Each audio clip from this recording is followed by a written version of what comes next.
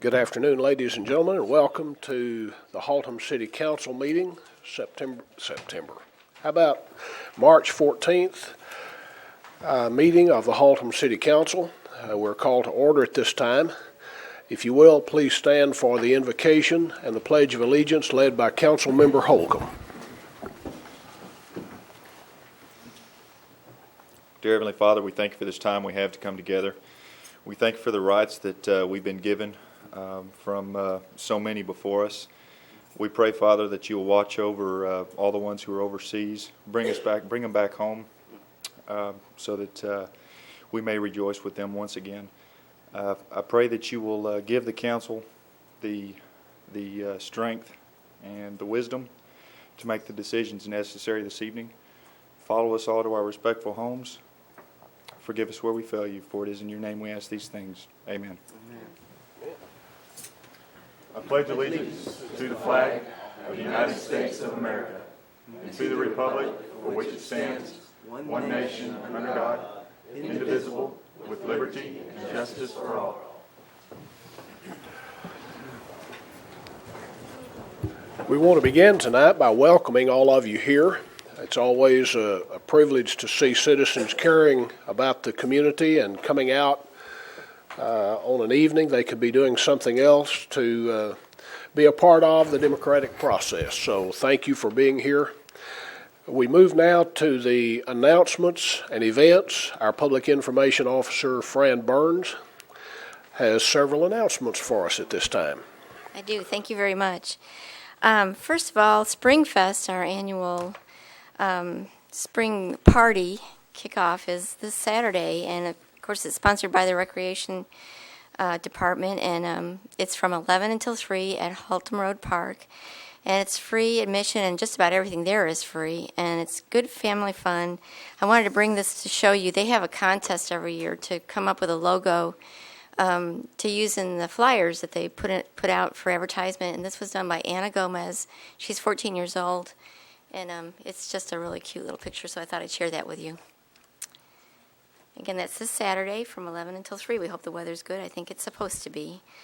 On March 22nd, which is a week from tomorrow, at the Central Fire Station beginning at 7 o'clock, there'll be a disaster preparedness class. And this is a class put on by the American Red Cross to prepare people, to teach them what to do, how to be prepared in case there's some kind of weather related disaster, how to put a kit together, what radio station to listen to, what you should do in case there is some kind of severe weather event. Again, that's Tuesday, March 22nd, 7 o'clock at the fire station. The next event is, I wanted to let you know that the city offices will be closed on Friday, March 25th. That is Good Friday, and we are off, so all offices will be closed. As part of the clean sweep, which we have done for the past couple of years, there will be a free landfill day on April the 9th at the C&D landfill, which is on Dick Price Road in Kennedale. Actually, it's Fort Worth, but it's close to Kennedale. Hours that we know of are 6 a.m. until noon. This is an opportunity for our residents to dispose of their junk, actually for free, and clean up. Also, as part of the clean sweep, there'll be our annual dumpster day on April 23rd. That's a Saturday. It's from 9 a.m. until 1 p.m., and it will take place at the empty lot on Belknap Street next to McDonald's. And again, it's another opportunity for residents to dispose of their items for free. And it's put on by the Beautification Board along with the Code Enforcement and Planning Department. And the last thing I need to talk about is a book sale that's put on by the Friends of the Haltom City Public Library. That will be Thursday, April 21st from noon until 9 p.m. and Friday, April 22nd from 10 until 6 p.m. And that is a fundraiser to get funds together to sponsor the annual Summer Reading Club. So take advantage of those book bargains. And that's all I have this evening. Thank you very much. Thank you, Ms. Burns. There being no further announcements, we move now to the consent agenda, consisting of items number 1 through 4. The consent agenda is considered to be self-explanatory, and they'll be enacted by the council with one motion. The action by the council to give approval of this consent agenda authorizes the city manager to implement each item in accordance with the staff recommendation. So, members of the council, what is your pleasure regarding the consent agenda? Councilmember Holcomb? It's motion to accept. Motion to approve, Councilmember Reese. That's for a second. We have a motion and a second to approve the consent agenda as presented. I'm ready at this time if there's no discussion. If you will register your vote, I will display it at this time. And that passes by unanimous vote. We come now to the Visitor Citizens Forum. This time is set aside for any person having business before the council that is not scheduled on the agenda to have an opportunity to speak to the council. We have a number of cards that have been presented tonight, and I will call these individuals forward one at a time. Each speaker must limit his or her comments to the subject matter listed on the speaker's request form and must refrain from personal attacks toward any individual. A 6-minute time limit will be given to each speaker on each of these items that are brought forth at this time. All comments must be directed toward the presiding officer rather than to an individual member of the council or staff. Council cannot discuss or debate any issue brought forth at this time, nor can any formal action be taken, since this was not a posted agenda item in accordance with the open meetings law. If any citizen present wishes to address the council at the conclusion of these individuals, you will be given a 3-minute time period to address the council. Our first speaker tonight is Patricia Conley. Ms. Conley, if you will, come forward, give us your name and address for the record. And the subject you've listed is water workshop.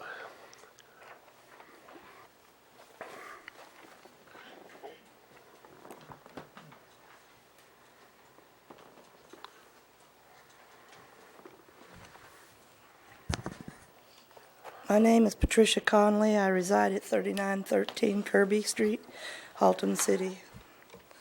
I would just like to say a few words about what I have done. It says, the workshop I started has met again, and some came up with a Citizens Advocate Commission. And a way to start up a charitable contribution fund. These funds will be used to assist citizens in need of paying their water bills. Our proposal is being shared with the City Council for consideration and to be placed for consideration and to be placed on the council agenda. Thank you very much. Thank you, Ms. Conley. Our next speaker, Mr. James Leader. Mr. Leader, you filled out 3 different requests to appear before the council tonight. We'll take those in order. The first one is Haltom City Unwritten Policy. If you will, give us your name and address for the record, and you have 6 minutes.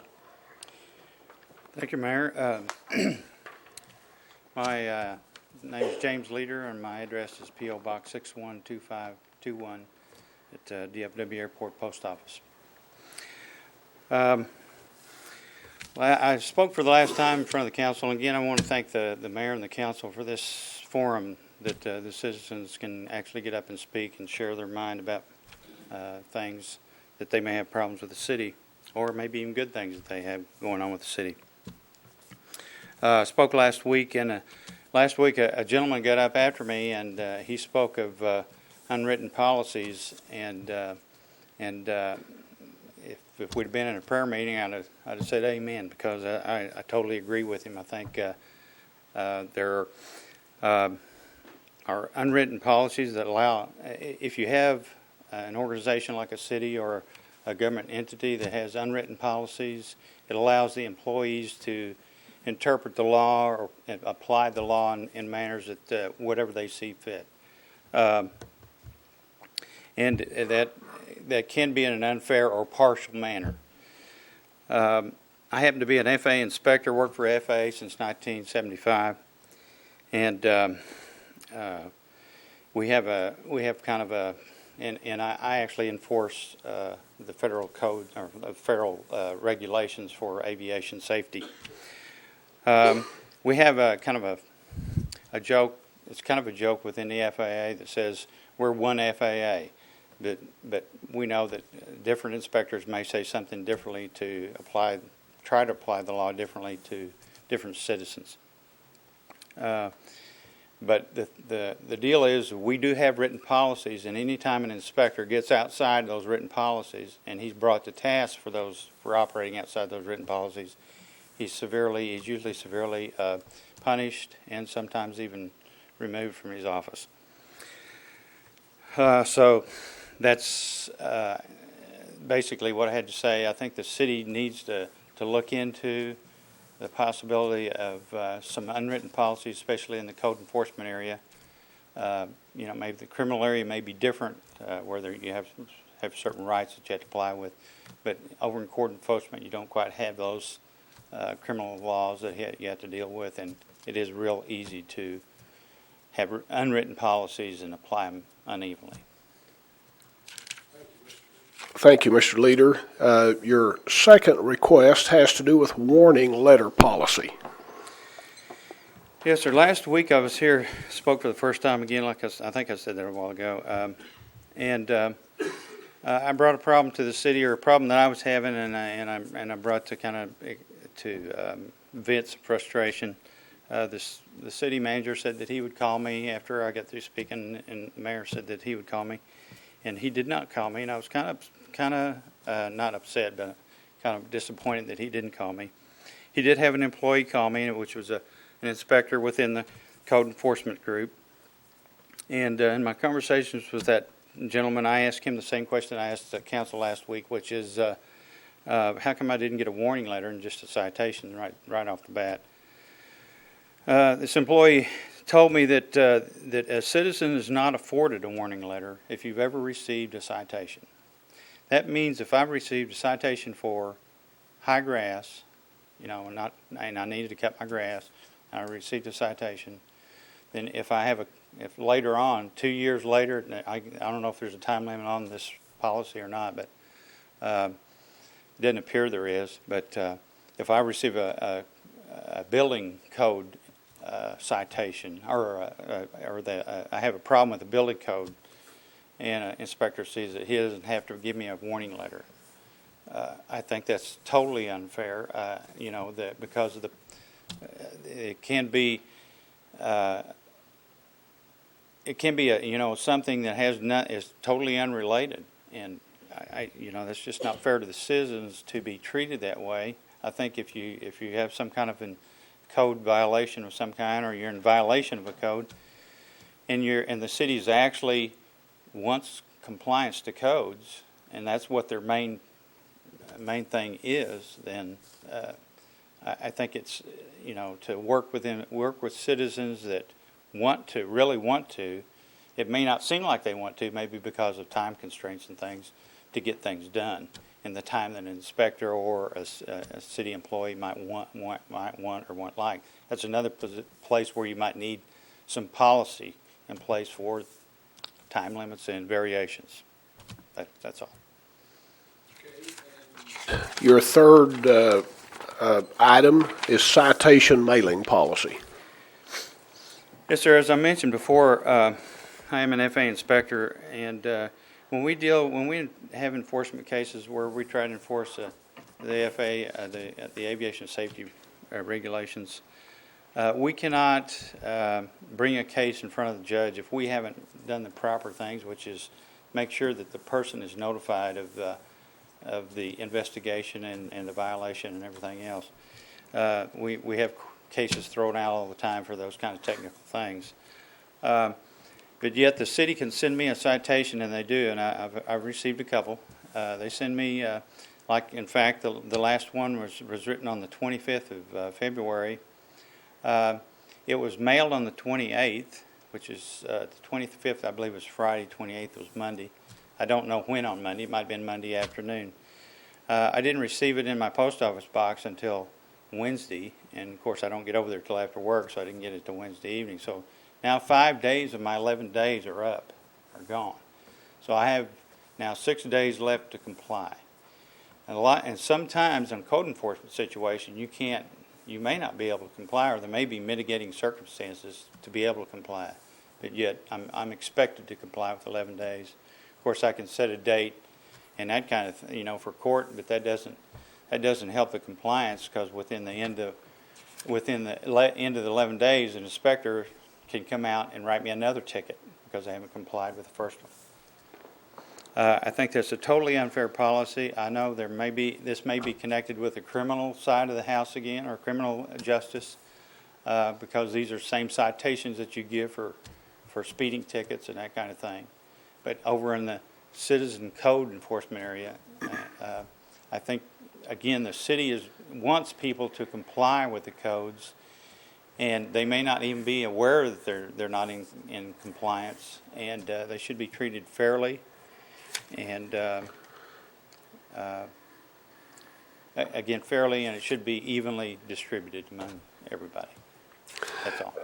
Mr. Leader, thank you for appearing before the council tonight and raising these issues, and for the benefit of those in the audience who may not know, and for those who are watching on TV.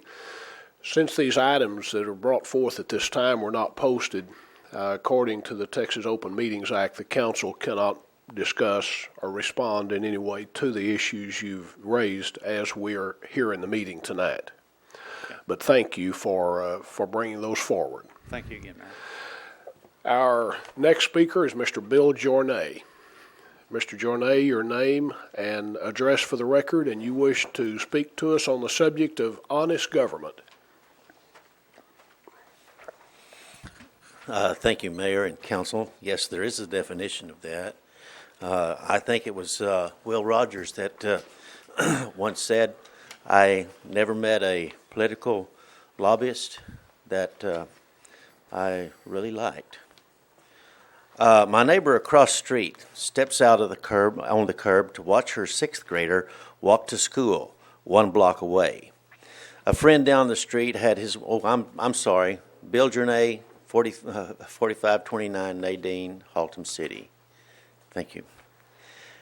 Okay, a friend of mine down the street had his windshield bashed in.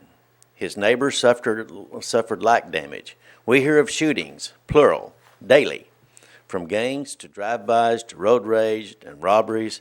Automobile accidents are so prevalent that they are hardly newsworthy, even the alcohol and drug related. And at best, we have only insurance to compensate us. Who voted for this behavior? How did it become us all across America? And absolutely nothing in the name of peace and freedom for honest, law-abiding citizens. How embarrassing when once we bragged of our peace and freedom, we now shudder under fear of government control. We now boast of having the largest population of jail and prison inmates in the world per population. We have compromised our precious peace and freedom for power and finance. Law enforcement offers social discipline only during holidays.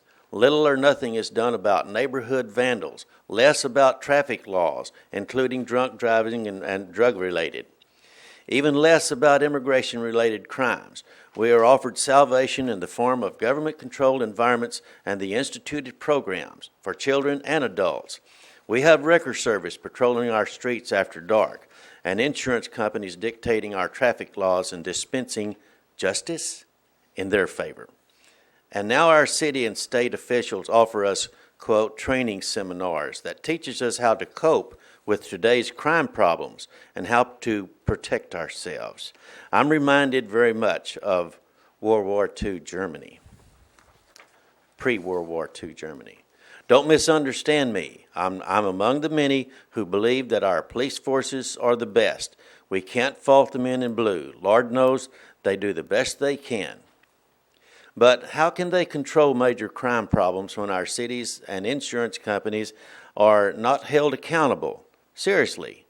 Call me up in the middle of the night, the same time you call your local police. More than likely, I'll get out of bed, dressed, and be at your place before the police, and probably have more comfort for you than either the police or the insurance man.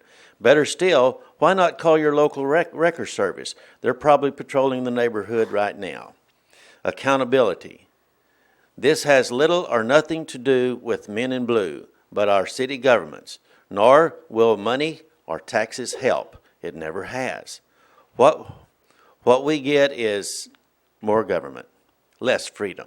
Each time I see someone speeding or breaking a traffic law, I and others ask, where are our police? I'm often reminded of the 70s rock song by the Zombies. Their eyes are clear and bright, their voices soft and smooth, but they're not there. City and state alike have compromised our freedoms for order.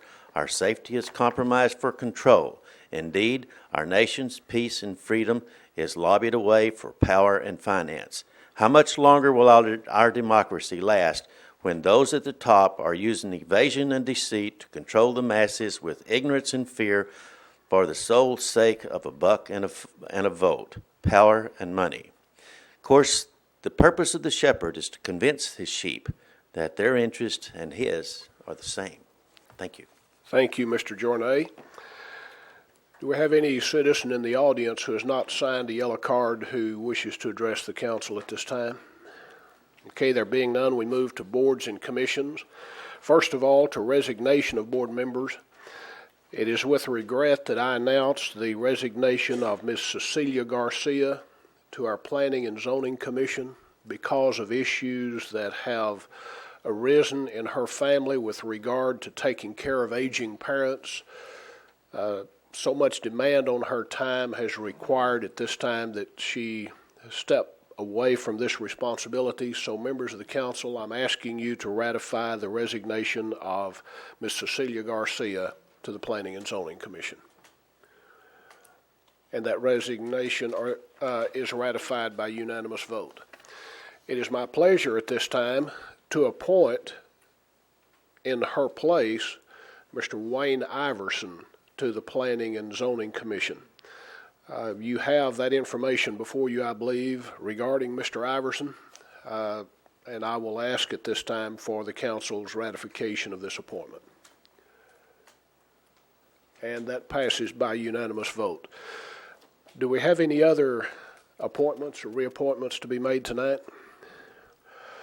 Okay, we have one other item, and that regards item number 8 on the agenda, to take any action deemed necessary as the result of executive session. Last time the council met, and then again tonight in executive session, we discussed the city manager performance evaluation, and the council is ready, I think, at this time to take action regarding that item. Councilmember Sutton.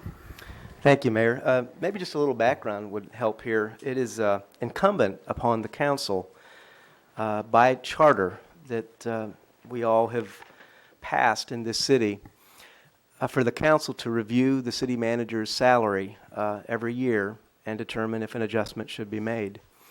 And the council has been spending the last month looking at doing performance evaluations, looking at other cities, doing a comprehensive study of where we sit with our city manager in relationship to the other cities. It has taken up a good bit of the executive session time, but we are pleased now to come out with a recommendation that we feel is commensurate with the way that our city manager has conducted himself in the past year. So I'm going to make a motion, and my fellow council members will probably add to this. Based upon the results of the annual review undertaken by the City Council over the past month relating to the city manager's performance, I make a motion to raise the city manager's base salary by 6%, effective retroactively on his February 2005 anniversary. For us, Councilmember Lanford. Well, this is second and certainly a heartfelt thank you to Tom Muir for his dedication. We really can't begin to compensate Tom appropriately. He's worked 2 full-time jobs, and it's taken him almost 16 hours a day to do that. Imagine that. And but he has done a splendid job and has worked very hard and very effectively, and we appreciate it. Thank you. We have a motion and a second now for discussion. Councilmember Hutchison. Yes, thank you, Mr. Mayor. Just wanted to comment also that Mr. Muir's performance reflects not only a professional attitude, but also reflects an extreme concern for the citizens of Haltom City. And that I appreciate more than anything. And my fellow council member, Mr. Lanford, has already expressed the council's heartfelt thank you to Mr. Muir for participating so diligently. I've driven by many times when he has worked late after hours, and I didn't stop in to talk to him because I was afraid I might interrupt him at work. But anytime I've called Mr. Muir, he has always been available to me, and he is very concerned about being available to the citizens of Haltom City too. So it is with my heartfelt thank you that I say to Mr. Muir, thank you for being concerned for the citizens of Haltom City. Any other discussion on the motion before us? I want to add just a comment to what has been said. Mr. Muir, first of all, is a gentleman of honor. He is also a man dedicated to his profession and conducts himself in a professional manner. It has been an honor this past year to have Mr. Muir acting as our city manager. He has done a splendid job, and we sincerely appreciate his leadership with staff, his openness to the community, and his helpfulness to us who are elected officials, as all of us try to work together to help make Haltom City a better place. Tom Muir is a key player in that process, and he has performed exceptionally well. There being no further comments, I'll call for the vote at this time on the motion before us. And that passes by unanimous vote of the council. Well, ladies and gentlemen, the time is 7:30, and we have probably set a new record. All items on the agenda have been addressed. There is no executive session to follow this, so at this time, we stand adjourned.